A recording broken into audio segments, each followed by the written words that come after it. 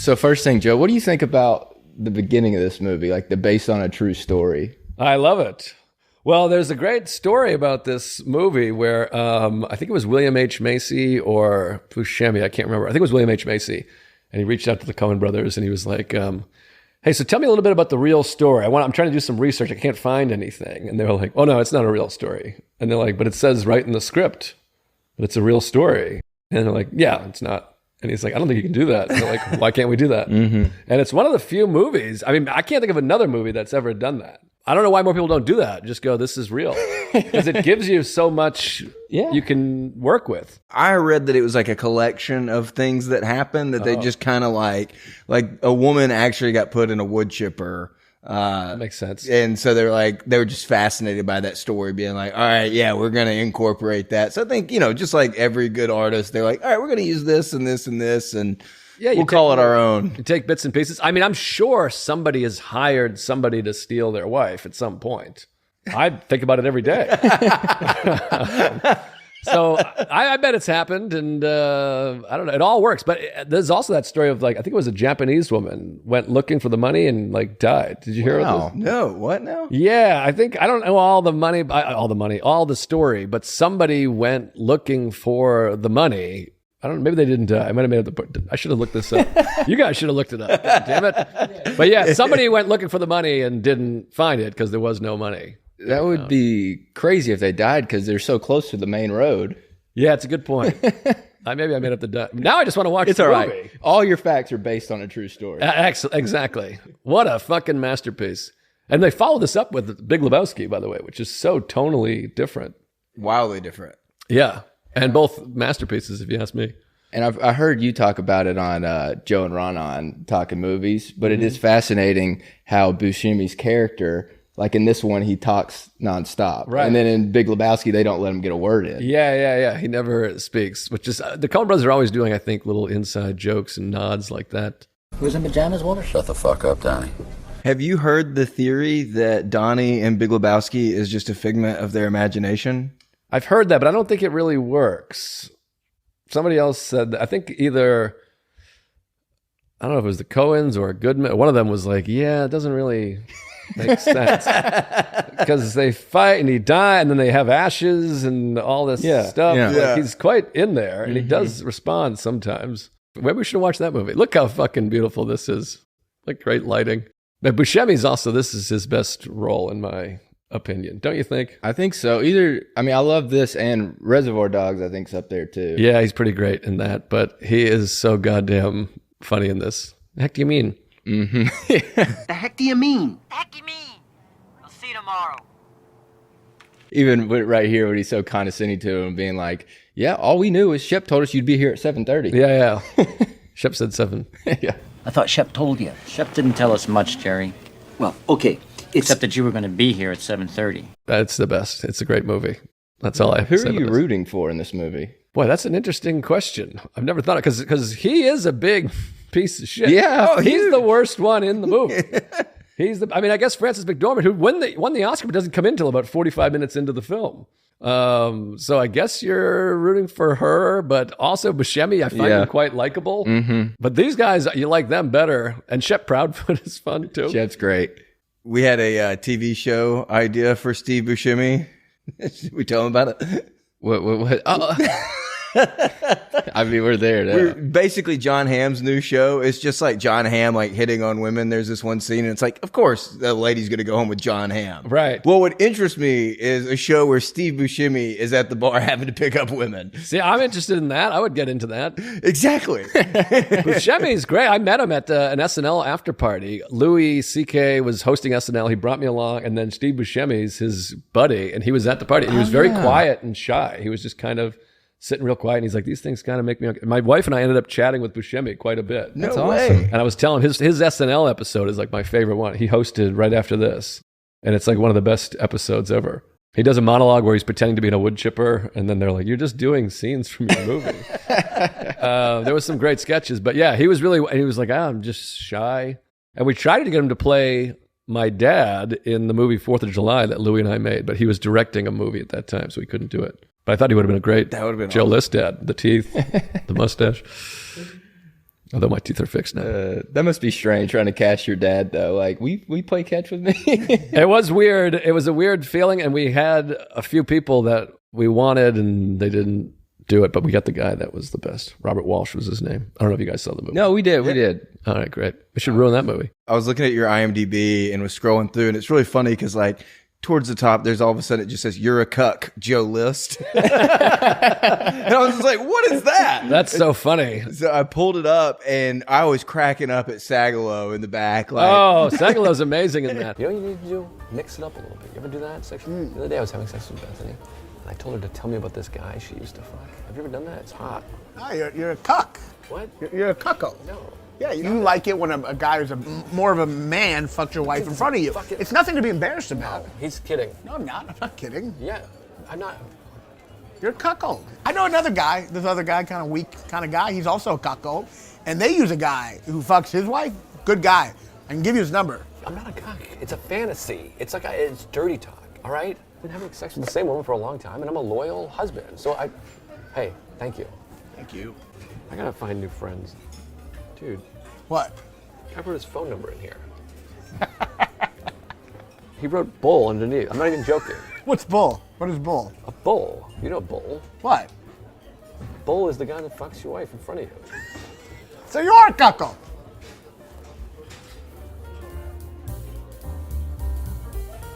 Now we can never come here again. what's it like working with your buddies in comedy, but from an acting perspective? Do you ever give them notes or anything like that? Yeah, sometimes I try to. I mean, I want to make more things. I'm trying to make more stuff, but those guys were just so perfect. I mean, Ronan is that guy. It was kind of based on real conversations. And then Sagalo, I mean, what's the direct? He was so goddamn funny in that. He's so ridiculous. Just a hilarious guy. This lady's great too. All these people are great. They're so good at casting and dialogue. Going to McDonald's. I wonder how well I could do this with just the subtitles. Yeah. You were great at Goodfellas. Oh, Goodfellas, I'm probably better. They don't drink milkshakes, I assure you. That one I'm just reading, but I love his delivery. What do you think they do there? They don't drink milkshakes, I assure you. He was Preston Blake in Mr. Deeds, the millionaire that's frozen. Oh, yeah. And Steve Buscemi okay, I know what also you're talking in Mr. about. Deeds. Yeah. Oh, wow. Oh, yeah, Crazy Eyes. Yeah. Couple nice connections there. If you had to be in any Adam Sandler movie, but you couldn't be in Billy Madison or Happy Gilmore, what movie would you do? I am not a huge Sandler guy. I like his albums, and I like him as a guy. The nicest guy ever. I got to meet him also, which was great. And by all accounts, the best guy ever. I just don't get the whatever. It's not my scene. All fake snow, by the way. It was a mildly warm winter. Yeah, I saw that. They had to go paint the grass or whatever the hell. I guess. Oh, you know what? He's in the P.T. Anderson movie. Yeah, I was about to say, love that feels movie. like a good fit. Yeah. I love that movie. What's that called? Punch Drunk Love. Punch Drunk Love. Yep. Yeah. With Philip Seymour Hoffman. How many times would you eat pancakes before you brought up you're having a problem with it to this guy? Boy, I would eat a lot of pancakes. I like pancakes. I mean, that fucking look is so great. Well, this is what's so great about the film is that Buscemi's just completely clueless to what a psychopath he's working with. I mean, the way he's looking at him, Peter Stormare there, is just looking at him is so psychotic and frightening. And he obviously is just a small... and when he tries to threaten him later, when he shows him the gun, it's like, dude, that's not the right guy. But... I also like a steak and a shot and a beer. So, Like getting laid too. Absolutely. We stop at Pancakes House. What are you, nuts? We have pancakes for breakfast. Gotta go to a place where I can get a shot and a beer and steak, maybe. Not more fucking pancakes. Come on. Look at this symbolism here. He's kind of imprisoned there with the bars behind him. And he's wearing a striped shirt. Little metaphor, a little, whatever you call it. I do like these little golf statues he has in the background. Like this movie does a good job. Like everyone has like their little hobby if you really pay attention. Yeah. It's just perfect. And then even the traffic going across his head just feels like he's got shit just driving right through his head, Feels very metaphorical. Mm-hmm. And this guy's fucking hilarious too. He's incredible. When he says, a fucking liar. That's so great. You're a bald-faced liar. A fucking liar. These guys? These guys? It's all the same. Yeah. No, he nailed it. These guys here? These guys? It's always the same. No, they really nailed the real scumbag loser guy so well. And they establish it so early on, too. Like right here, the first time I watched this movie, like in high school, I didn't really, this scene, I was like, what is this movie? It's kind of slow, but you rewatch it and you're like, oh, he's an asshole. Yeah. He's a complete liar. He's full of shit. He doesn't care about anybody. It's beautiful. I remember the first time I saw it, my father and I rented it because it was like nominated for all the awards. And we just didn't really get it. We were like, what is this? They're talking weird. They're saying, yeah. Mm-hmm. And I remember being like, this is like the strangest movie I ever saw. And then later I just was like, oh, this is the greatest. I just love it because it's stuff you never hear. Like, you betcha. Yeah. Like, it's like, I've never heard anyone say that, like, in the South, ever. Oh, you betcha, yeah. Yeah. Oh, the two prostitutes are great. So you can even see the snow is like thin and melty. Once you know, you're like, oh, it's quite warm looking. This is so funny. They go from just like plowing to like both watching like Letterman. Like, Yeah. It's so funny. It's like everyone watches Letterman. That's great. The little fade, the different styles of fucking. It's great. And that these women are still there. They're like sticking around. It's such a shithole. It's perfect. First thing we got you. Oh my God, I forgot how nice these gifts are. Let me take a look here. Very excited. I mean, you guys are too kind. Better gifts than I've ever gotten from anybody. Except for this one. I mean, this is great. I'm on there. Yeah. Wow. You're in the Goodfellas get up and holding the pizza from Home Alone. Let me see if I can name all these people. Who are all these people? You might know the front row more, but... Yeah, I think I know the front row. Now, who are these other people up here? That's Rudy. That's Aaron Weber. Oh, I know Aaron. Yeah. Far Right Sam Talent. What movie did he do? He did Good Times or Good Time and The Departed. Oh, it's a Billy Costigan. Also, we were to Reed asked him a question, was like, would you be a good cop or a bad cop? And he's like, I would never be a cop. Really? And it was so funny. We're like, we got to make him a cop. Who's the blonde woman down here? Catherine Blanford. Yeah. Oh, okay. And is this Santino? I wish. That's Will Foskey. Oh, he's an Atlanta comic. And he's doing Breakfast Club. And who's this here? Token black guy. You got to have one on there. Yeah, you got to have it, I guess. Josh Black, actually. Josh Black? That sounds made up, but... And what movie's this? He did another Scorsese movie. Oh, yeah. That's Leo in Shutter Island. Oh, Shutter Island. Mm-hmm. Well, this is great. I appreciate it. There it is. Twin Cities, Minneapolis. Would it kill you to say something? I did. You ever been to Minneapolis? Nope. Would it kill you to say something? I did. He'd be a tough podcast interview. Oh, yeah. I love the no cracking of the window either. It's just perfect. Ugh, that'd be terrible. Still just staring at him. It's going to kill him. I just love how frustrated Buscemi gets. That's a geyser. That is a fountain of conversation. I mean, that's a geyser. No. It's the first thing you've said in the last 4 hours. That's a fountain of conversation, man. That's a geyser. He really is likable. I actually think Buscemi is a better guy than William H. Macy is. Like, he's not putting his children in danger. I mean, that's a great moment, too, is when his wife gets, kidnapped, and then he goes, oh, right, Scotty. Like, he forgot. They go, Scotty, okay? Yeah. Scotty, okay? He goes, all right, Stan Grossman brings it up. Completely forgets that he has a child. You're right. So if you think about it, like, Buscemi is just a much better guy. Mm-hmm. I mean, sure, he shoots a couple people. But even in the beginning, he's like, you want to kidnap your own wife? He's almost like, you need to rethink right. pal. You want your own wife kidnapped? Yeah. Scotty's life is completely fucked after this movie, right? Oh, yeah, no, he's not going to be all right. I also love that he has the accordion stuff. Like, he loves that. Yeah, he has a White Snake poster also. I was going to try to get that for you. Oh, my God. King. Yeah, I made a mental note. See, here he is, through the bars, a little foreshadow, a little metaphorical. Mm-hmm. He's stuck here. And we've all been in this place, too, where somebody's like, you got to get me that thing. And you're like, I think I sent it. I'll get it right over to you. And you're like, oh, I'm screwed. How long do you think he's going to jail for at the end of this movie? Oh, I would think a long time, 20 years. Well, like, years? That's what I'd say. Do you think he's out now, like in 2025? Oh, interesting question. Well, this is 87. It's taking place in 87. So he might be well dead at this point. True. And I don't think he would fare well in prison. I don't think guys like this do well. Nah. Particularly when you kidnap your wife. The next gift we got for you, this is actually from Aaron Weber. He gave it to us on a podcast, but we've been regifting some of his stuff. But we thought you'd value this. Wow, the oil can. I love this. Are you kidding? It's one of my favorite players of all time. I love the oil can. Big crack addict, hilarious guy. I mean, he has a famous quote. By the way, this is one of the funniest scenes in the history of cinema. This I remember watching the first time, my dad and I dying laughing. But Oil Can Boyd, I absolutely love. He said he played a game at Cleveland Stadium. He said they never should have built this stadium on the ocean, which is a great line. It's a lake. So wait a second. What line were you saying that you loved? This just her sitting there and watching this guy with a thing while she's watching the show. Yeah. It's so amazing. I mean, I remember my father and I being on the floor laughing. And then only now does she react. Yeah. It's such a great Minnesota thing of like, huh. Yeah, surely he's got the wrong place. Just a guy in a ski mask looking through your window. But also, it's so cold outside. You know, it's not like crazy that he's wearing a ski mask. I guess. I thought this when I first saw it, and I still feel this way. It presents as though she's dead when she falls down the stairs. I thought when so you first too. watch it. Yeah, it's a weird choice of theirs.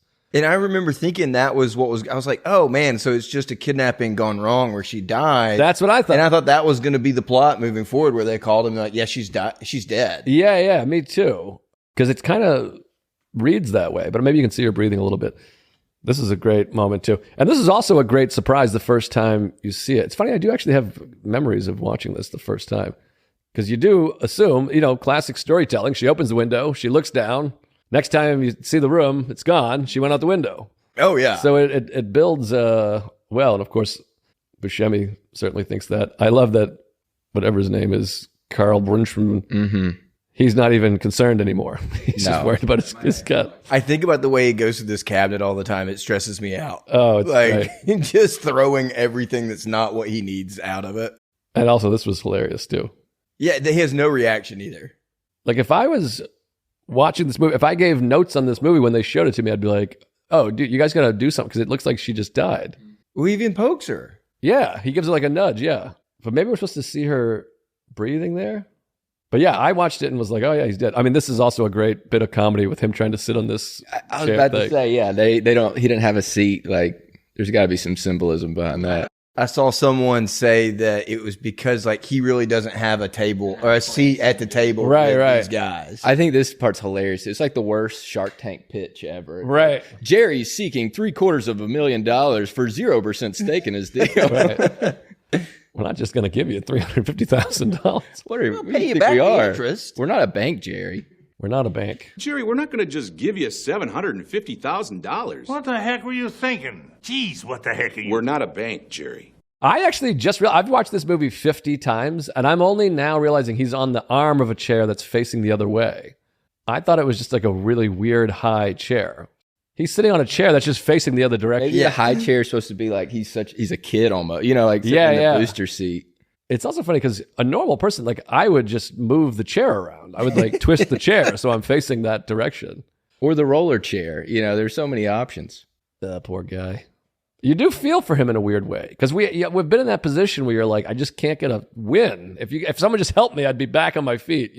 We've been like growing up. If you ever like told a lie and then it made whatever the thing you lied about like worse. Yeah. That feeling of like, oh my God, I shouldn't have done the initial lie. Or whatever it is. Of course. They encapsulate that so well. We're like nervous for him. We call that the Ranazizi.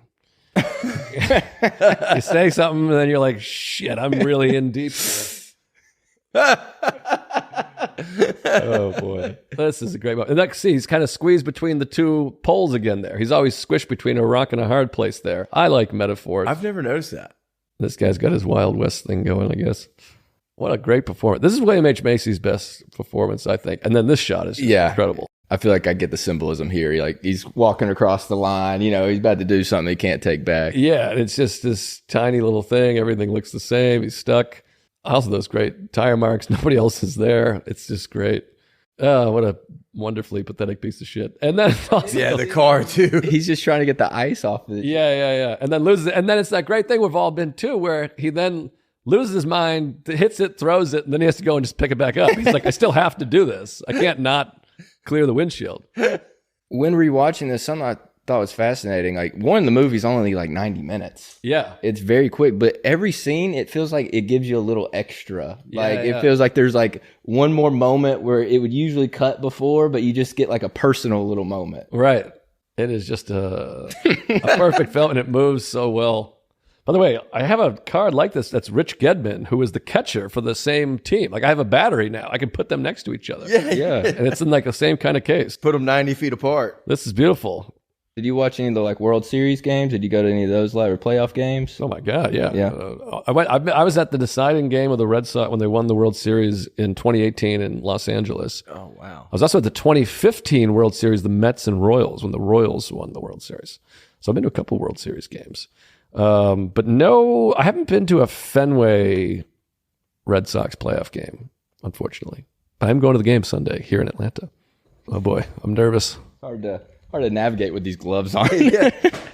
I'll try murdering somebody. Last time after we left, you were like, good luck topping yourself next time I do the pod. Am I going to cry? I don't know. I think I almost feel embarrassed giving this to you because it's just like so earnest and sweet. But this is something I got, I guess, for your son. Oh, wow. A viewfinder. A viewfinder. What the hell? How did you do this? This is crazy. How do you do this? For the folks at home, these are my own pictures. Yeah. We just found some of your photos from your photography Instagram and kind of put the ones that work best on there. How do you do that? Is this something like a website you can do? Yeah, there's a few more of these in there too. You can look at them later, but this is incredible. You guys seriously get gifts that are better than any of my family, including my wife. Wow. I had no idea you could do this. Oh, wow, Eddie Vedder. That is a great photo. This is spectacular. And there's a nude of my wife. How did you guys get that? I had to go deep undercover to get those. There's my dad's penis. This is incredible. I mean, this is... I didn't know you could order such a thing. I didn't either, but yeah, this it turned is very out good. special. There's more in there? There's more. You can go through those later. Wow. Well, now, yeah, I got to get some photos of my son in here. There's one of your son and Sarah, I believe. You don't post a lot of those. No. Understandably, because weird people are going to make view masters. That is wild. When did your love of like photography start? I don't know. I guess when this is the greatest scene in the history of American cinema. Oh, this is one of the best lines. Sorry, I want to answer the question. We'll get back. This line, I did it the other day in the car. I say it all the time. Right here, he goes, just keep it quiet back there. We're going to, shoot you. Shoot you. I remember my father and I fucking howling, laughing at that too. Just keep it quiet. We'll have to, shoot you. Just keep it still back there, lady, or else we're going to have to, to shoot you.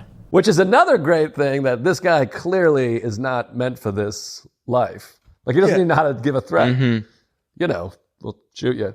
But photography, I don't know. I've always been into it. I mean, when I was a kid, my dad had a really cool camera. My grandfather always took photos. But I just, I love images. I love cinema and photography and cinematography. I just love cool images. I've always liked, I was always into really into a Rolling Stones, all those backstage photos and concert photos and movie photos and stills. And I don't know. It's like one of those things I'm like, what's not to love? I love life and earth and images. And so I love it. I love light and shadow, I guess. And then I always wanted to be a photographer. And then with Instagram, you're like, oh, I guess I could just do that. Why don't I just start doing that? And that's why I was frustrated when Instagram changed to reels and crowd work and all this stuff. Because I was like, wait, that was fun. I actually excelled at that. So then I started the Joe List Joe List photography. Put that back in your pocket, please. And step out of the car, please. But no, you're right. This is definitely the moment. I think Steve Buscemi's realized he's in over his head. Yeah, it's no good. So this guy's a little bit more hardcore than I am. And the fact that he just is completely unfazed by this whole situation right here. Those teeth are gnarly. And that's coming from a guy with just recently fixed his teeth. But you got to love the shut the fuck up. It is funny to me to think about this guy and Shep being cellmates because they met in prison. Right. I bet they'd be the best friends. Hardly saying anything for weeks at a time. And also, how did these two meet is fascinating to me. Buscemi and him, because he's like, they don't seem like friends. Like, how did he get him on the gig? Because Shep doesn't know him at all. Or don't know him, don't vouch for him. Yeah. I also love that delivery. Just cleared him off the road. Also, I love that this guy, there's no help. This guy just looks like he weighs 220 pounds, totally dead weight. I know, it's like... he's not even going to help. I thought that same thing. It's like, Steve Buscemi needs help, man. Right. But you got us in this mess, so you can do it. Maybe he's cold. But this is a great moment, too, that's fascinating about the film, is that you're kind of rooting for them here. Yeah. It's similar to in Psycho, when like he's putting the body in the car and it's sinking. Like, you want it to sink. Yeah. Like, it kind of stops. And you feel for Norman Bates. You're like, I hope that, shit, he's in trouble. Like, you feel that way with them. You're like, oh no, they're busted. And there's part of me that's like, oh, go get him. That guy's perfect. He was smart just to turn around and... It was zero hesitation. Where he's like, well, I'm going to go kill them now. Yeah. Oh, someone needs murdered? On it. Yeah. Oh, what a fucking beautiful film. Have you ever been arrested before? Had any close calls? No, well, close calls in that I drove drunk a lot. I regret it, but no, never. And I got pulled over one time, and I had been drinking. I wasn't like hammered, but it's a great story. I got pulled over. I was driving my uncle. I always have to preface, my uncle is 4 years older than me, because sometimes you say uncle, and people are like, what? Your uncle? But anyways, he's like 4 years older than me. We went out drinking one time, and I thought he was supposed to be driving. And I was like, okay, great. So I was just throwing him back. And then he met a girl at the bar and was like, hey, I'm going home with this girl. You got to take my truck. And it was like at that point in my life where I was like, guy code, man, I got you. And so I drove his truck after having a couple of cocktails. I got pulled over like a mile from my parents' house where I lived at the time. And it was like a young cop, a rookie, I guess. And he was like, hey, your license is expired, or the registration was expired. One of those two things. Not my license. It must have been the registration, because he pulled me over from seeing it. He said, your registration is expired. I can't let you drive. And I had drinks, and I was like, oh my God, I'm fucked. And he's like, I can't let you drive this car. I gotta have to take it in. And I was like, well, it's my uncle's car, and he's a fireman. He's like, well, hey, it's my ass if I just let you drive away. So he was like, I can give you a ride or you can walk, but I gotta take the car in. But he never gave me any kind of sobriety test or anything like that. And so I was like, oh, okay. I'll just walk. And I always laugh. I'm like, I almost said like, I gotta walk this off anyway. So I walked home, and that one I probably should have been arrested. But the great part of the story was the next day I slept till 1 o'clock in the afternoon, and my uncle came in my room and was like, hey, where's my truck? And I was like, it's in the driveway. And he's like, no, it's not. And I was like, it is. I'm here. And he's like, no, I know you're here, but my truck is not in the driveway. And I was like, oh, you know what? I just remembered. I totally got pulled over. But and he was mad, but I'm like, it's your fault. You have me driving drunk in an unregistered car. Mm-hmm. But anyways, so no, I've never had any real close calls other than driving around drunk like a fucking idiot. Mm-hmm. That was 20 years ago. I'm sorry. It happens. I apologize. Have you ever been robbed or had your house broken into or anything? No, well, I've never had my house broken into, fortunately, but I did have my car broken into, a rental car with all of my luggage in it in San Jose. It was 100% of mine and my wife's luggage, 2 backpacks, 2 suitcases on day one of a trip. So we lost laptop and 100% of our clothes. And I guess it's a big thing in San Jose or the Bay Area, whatever. It's like a Asian organized crime. They send it off to wherever, Japan or China, or they're like, oh yeah, this happens all the time. And someone had been like, oh, there's a big news expose on this. You can't leave your stuff in your car. And I was like, well, that's good to know now. Yeah, day late, a dollar short. And it was the worst because the reason it happened, because I just wanted to get steps. I was like, let's not go back. Let's get some steps in. We'll go walk around the mall. And it was like this dumb thing where I just wanted to pad my steps numbers. Mm-hmm. And yeah, that was awful. By the way, this guy's great. I forget his name. I'll think of it in a second. But he's in Zodiac also. Oh, yeah. I think he is Zodiac. Mm-hmm. Yeah, Arthur Lee Allen. Yeah, I like his arc too. Like just working on the stamps. Yeah. It's the 3-cent stamp. Yeah. He's great. I also love their breakfast nook. What a great little spot. I love also that he's just started his day. Like she had to wake up out of the blue, and now he's just going to continue to eat breakfast and hang out. Mm-hmm. And this is also an interesting choice by the Coen Brothers too, to just have this long thing where she goes all the way out to the car and she needs a jump. Prowler needs a jump. Yeah, that's like another scene where I felt like this is going longer than most movies would, but I'm glad they did. Adds to the charm. Joe, next thing we got you. What? What is this? This isn't actually the movie on here. The trailer's on there. The Oh, movie, really? Couldn't get our hands on the movie yet. This is incredible. How do you guys do this shit? This is unbelievable. Oh, Tom's going to shit when he sees this. This is insane. I have not held a VHS in so long. How do you find these things? How do you pull this off? We've had someone that we bought these before where you can buy like a fake VHS of like, they have some of like Rochelle. Oh, wow. Stuff like that. And I just contacted the guy and had him pull something together. This is like insane. Wow. I mean, he's going to love this. This is beautiful. I mean, I miss taking movies out of a box. Yeah. With the VHS hi-fi stereo. By the way, I had this movie on VHS and it was my favorite. I wore it out. That is a beautiful photo and poster, by the way. Have you guys seen the film? We haven't. We're in Birmingham, so the movie didn't make it down. I'll send it to you guys. Down to Birmingham. That's how I'll repay you. Love to. That'd be awesome. This is super cool. I mean, you guys are topping yourselves here. I mean, the next gift is going to be like a blowjob from my ex. So what was the biggest challenge? Reed's going to give you that one. Great. I'm all out of gifts. This is really amazing. I got to take a photo of this. What was the biggest challenge? What were you going to say? That was your first documentary to like direct, right? Was there anything that you like learned or like anything that was, you were like, oh, that's trickier than I thought it was going to be? I don't know. We did it in a way that it felt it came very natural and easy. I mean, my friend Patrick, who co-produced and edited the whole thing, he did all the real like work. What a great visual that is. Yeah, you got that poster. Yeah. I love that poster.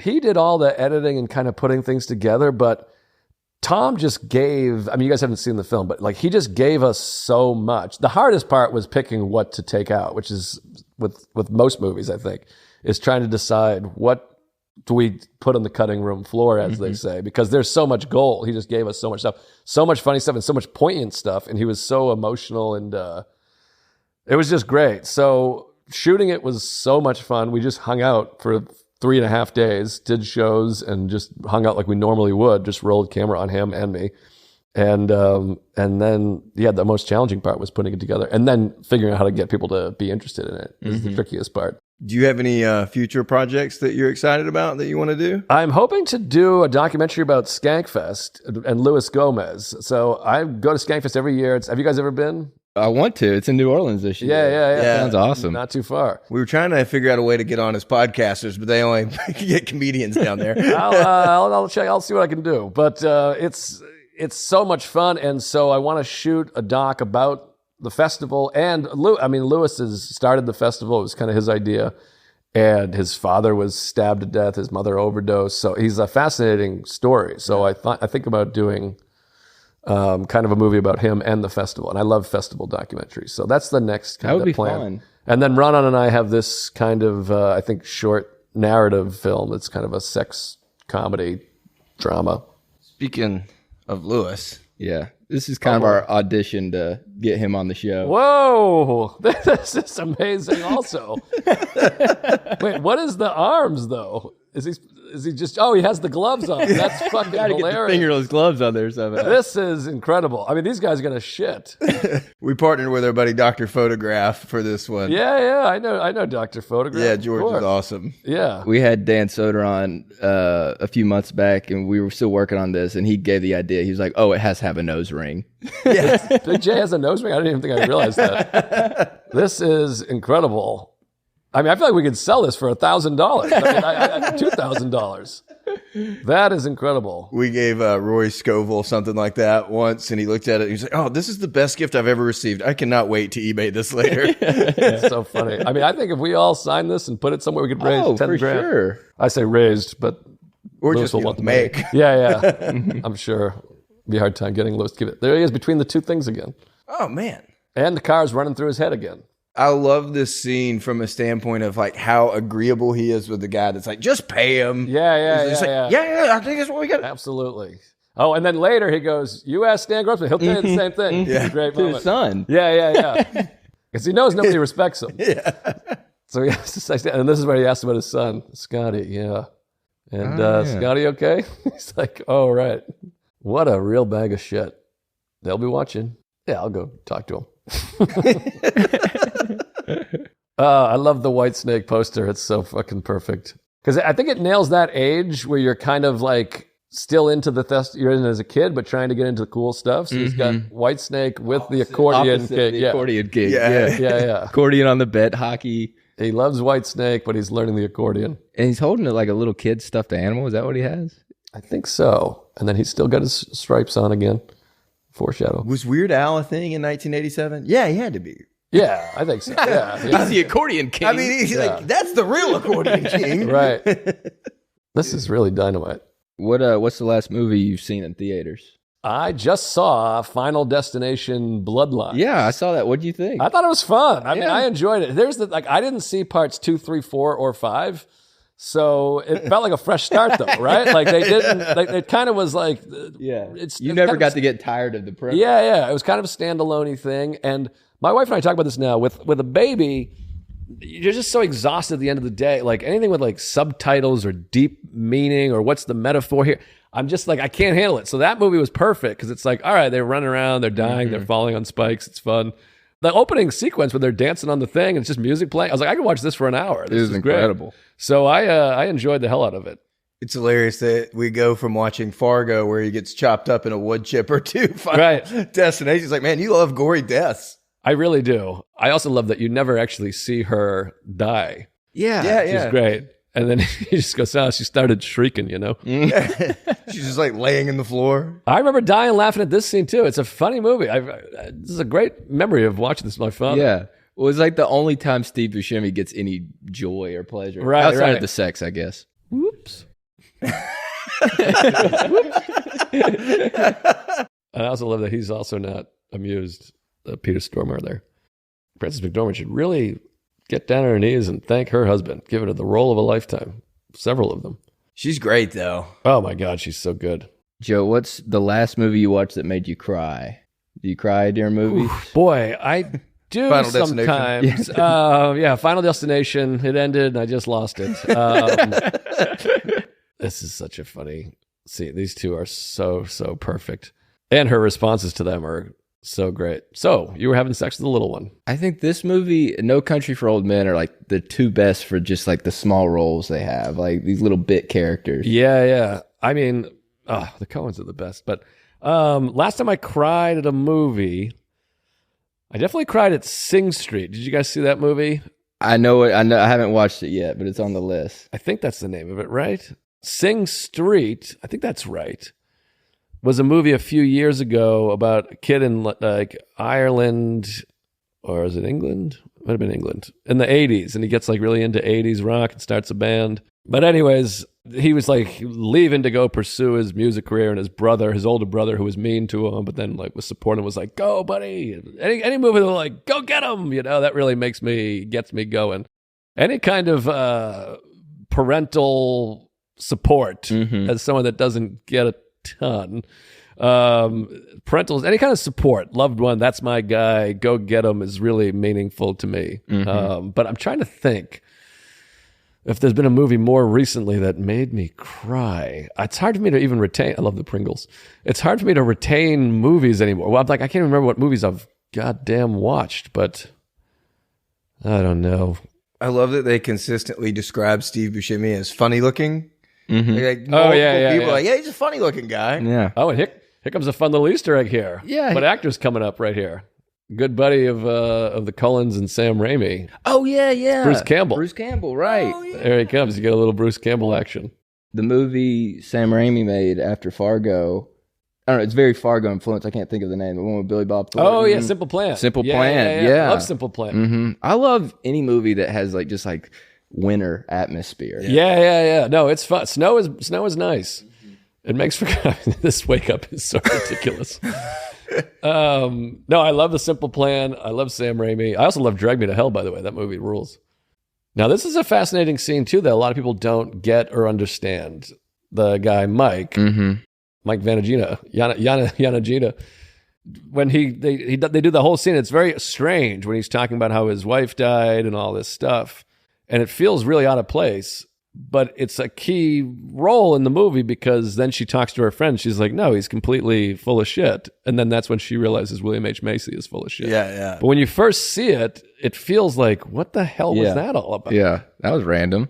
Well, it's like a sociopath. I mean, he like breaks down crying. Oh, yeah. No, he's complete psycho. I love that too. You know, he's asking her out, and that's immediately his hand goes over her. Yeah, you see the ring. Yeah. Oh, wow. Lady spoken for, Mike. I saw you on the TV. I always liked you so much. He's great. It is such a great awkward scene. No, why don't you sit over there? That way I don't have to turn my head.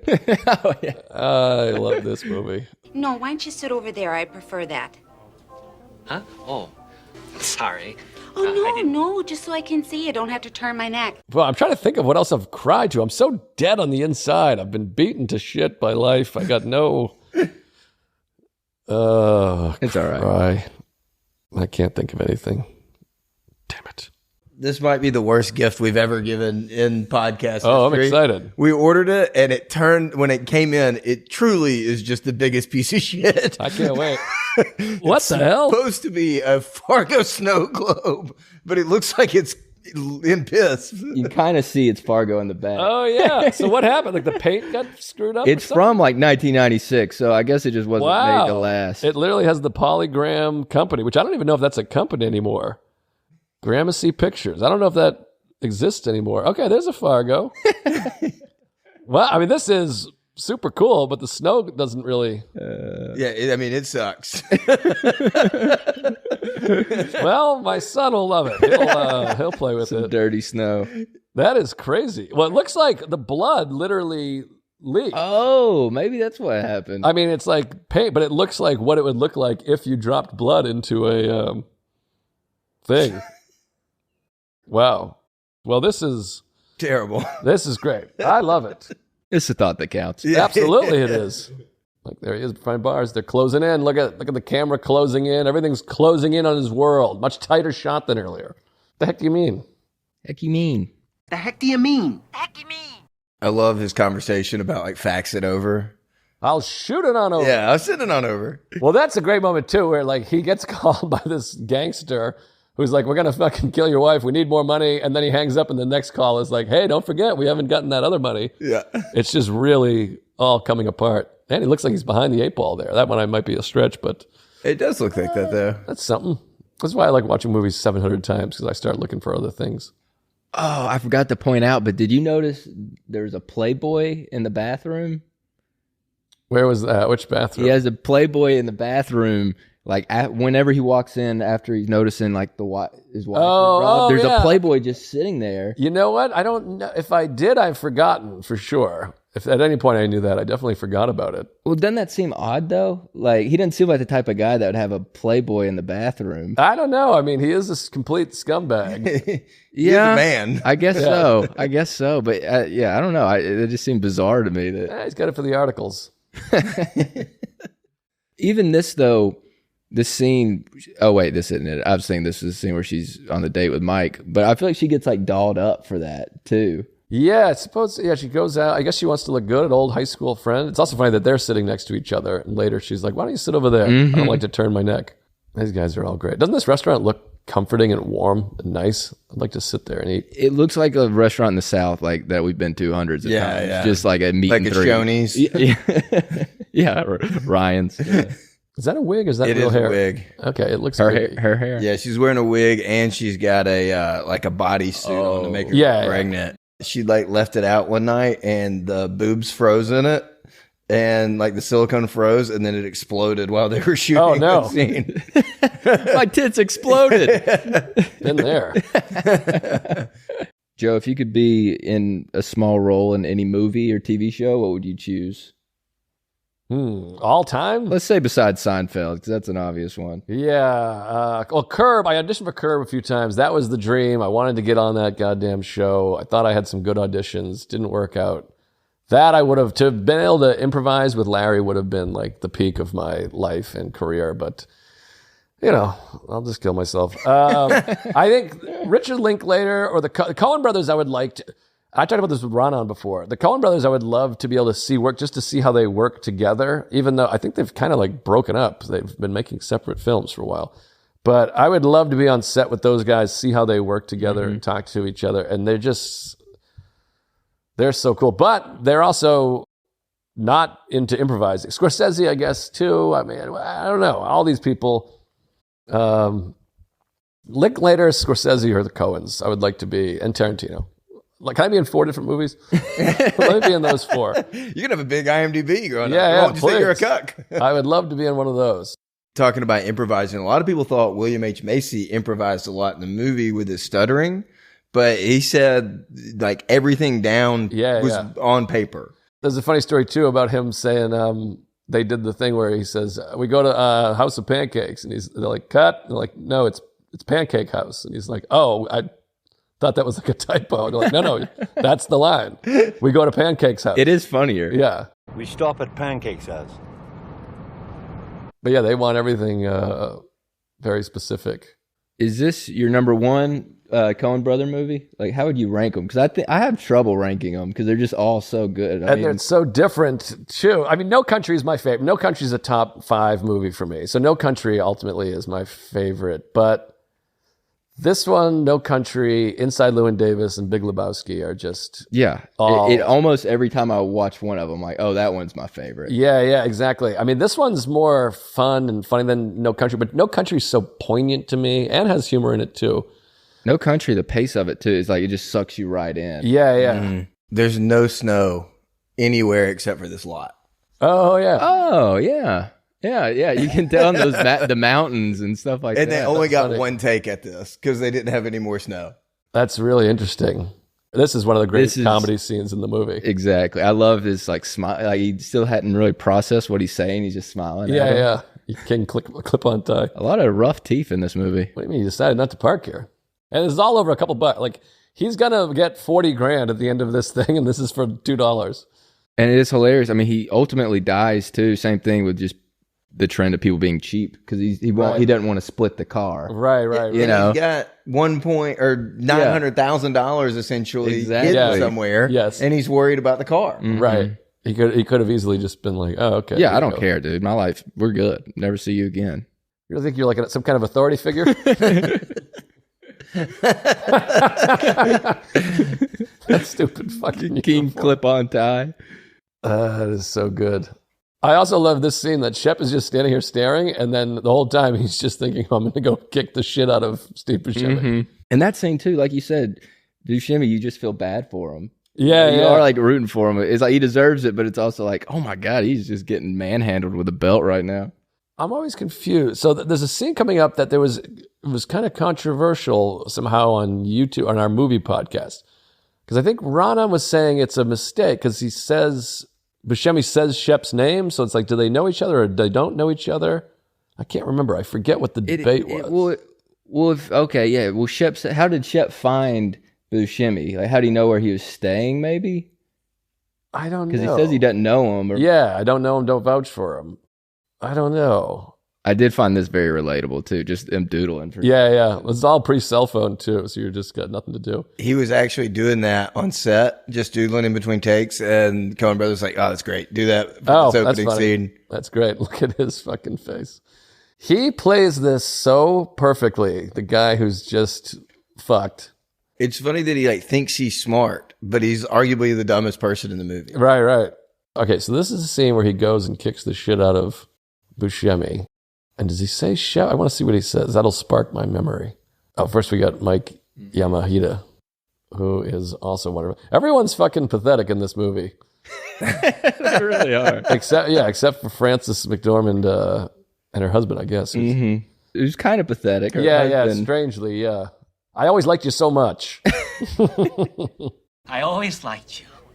Well, I always liked you. I always liked you so much. You can do a better Asian impression than that, right? Oh, well. Not going to get me.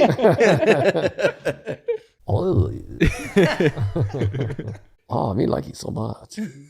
What's the worst date you've been on? Is that Lauren Compton? Worst date? Yeah, jeez.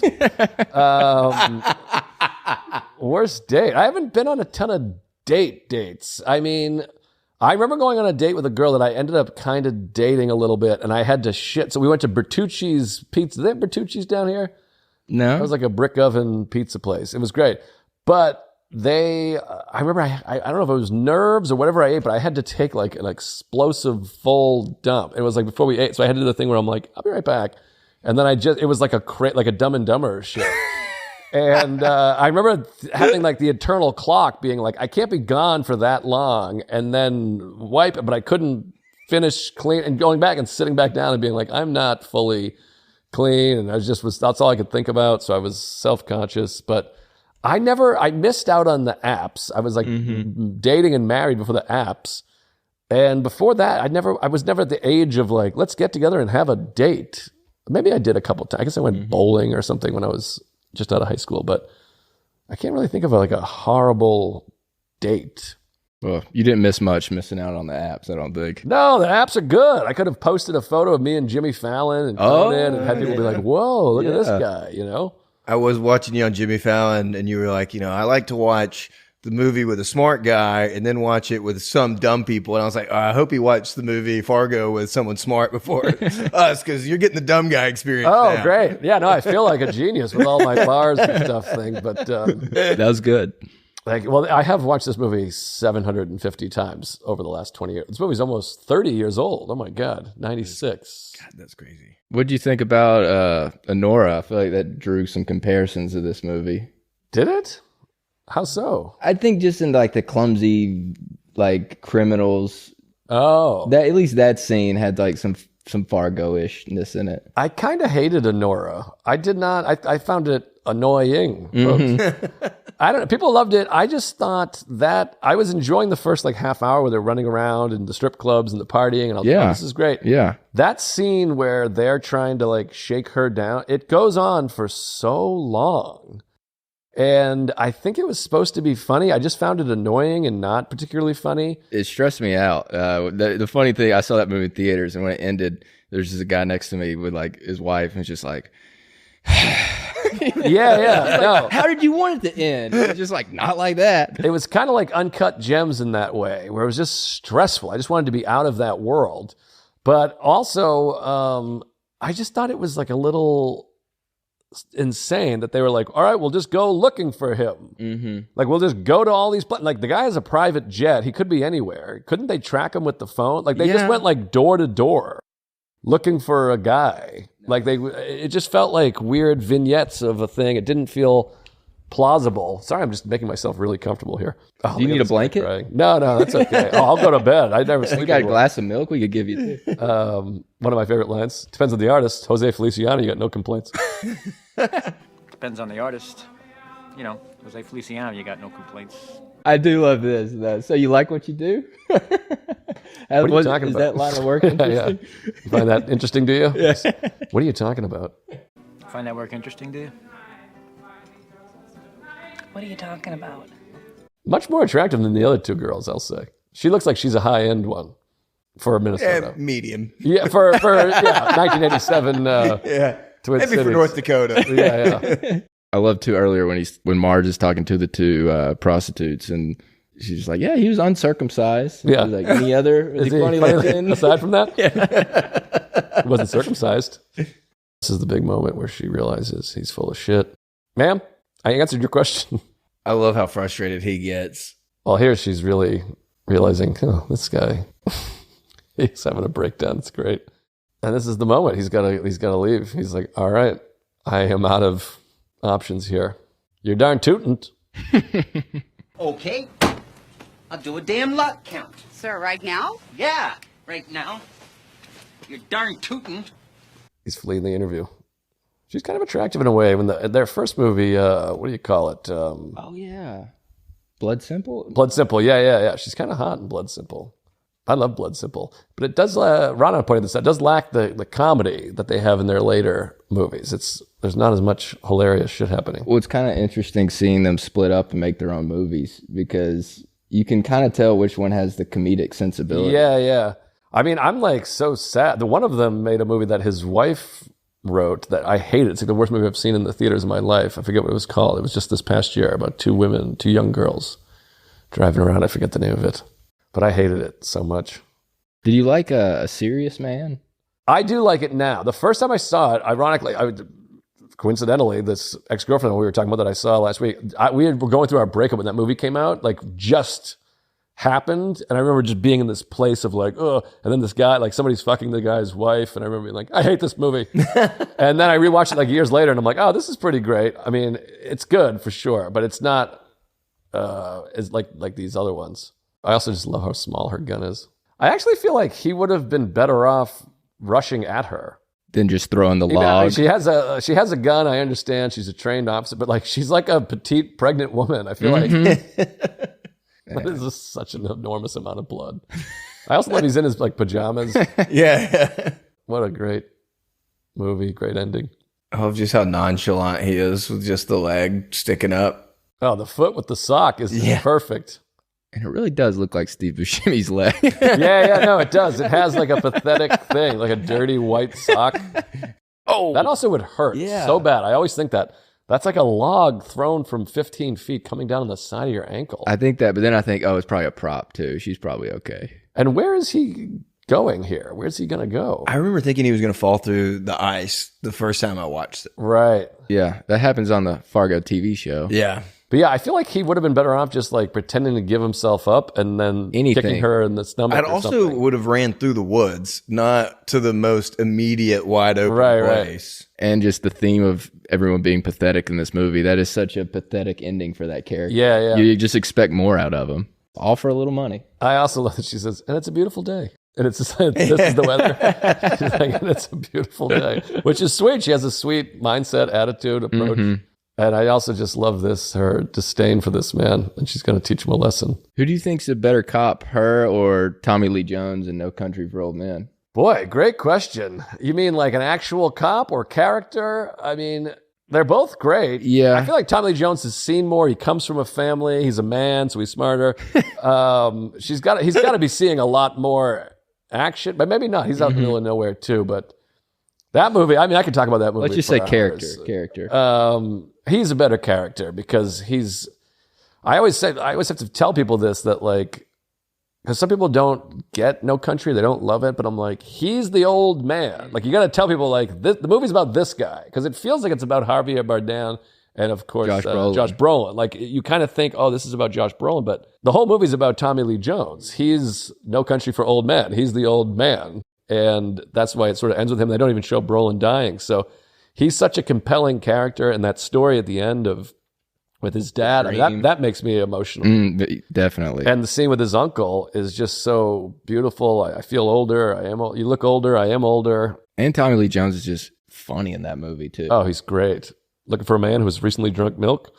But that movie has so many great things too. Of his shirt is pressed and the kid's isn't, and he has his gun out and he leaves his in the holster. And both great movies. I love that she's emotional here. Like, she's just such an idealist kind of person. And then you kind of think the movie's over, and then we forgot. We got to go get William H. Macy here. Oh yeah. In his little blue underwear. I debated doing the white shirt and the blue boxers with but I was also like, that would be such a weird way to answer the door. Be like, Joe, long time no see. Plus, if you get hard, it's awkward. Yeah. I'm a very sexy guy. You mean when? Just a second. Just a second. This is great. And I think this is our first handheld of the movie, if I'm not mistaken. We kind of go handheld camera the here. shaky cam. I love these old revolvers. It's great. Well, I guess it's 87. And once again, trying to go out the window, just like his wife. Oh, and he's stuck between the two bars. Yeah. Oh, man. And still fighting. Oh, that's so funny. What a great fucking scumbag. And this guy never even took his gun out, which I also love. Like Tommy Lee Jones. One gun out, one gun out. Great movie. Joe, thanks so much for thanks watching for having it with me. us. Am I missing my show? What time is it? Oh, I'm okay. Yeah. It starts in 38 We'll minutes. put No Country on now. Well, I don't even want to do a show. You just want to sit here and watch a movie. It's like, this is quite delightful. I love the gifts. I appreciate you guys having me. I'm sorry I was late. Partly not entirely my fault. We went to a restaurant. It was 12 full minutes before someone came, but it was all African-American people, so I was very nervous. So I had to finally be like this. Pardon me, sir. So of course you didn't complain. You're lucky it was only 12 minutes. Excuse me. Hi. And then I think they were switching out. It was like we were there at 4:00, so shifts were changing. And all was well. I tipped 75%. I was like, here you go. Take my whole wallet. I'm sorry I complained. But so that put me behind. And then we went to look for a Starbucks. We couldn't find one, so It's all my fault. Well, No, it worked out. We're glad you made it. Mm-hmm. Oh, thank you for having me. What a beautiful film. Great goddamn film. And then their very next movie is Big Lebowski. Is that unbelievable? Crazy. That is wild. I mean, these guys are the greatest. I think out of range, they have the most out of filmmakers, right? I mean, they have like straight up comedy, Western. I mean, True Grit is great. And Raising Arizona is like a zany comedy. Yeah, wow. It's just, they're the best. Also, Miller's Crossing, we haven't even mentioned. Mm-hmm. Barton Fink, I absolutely love.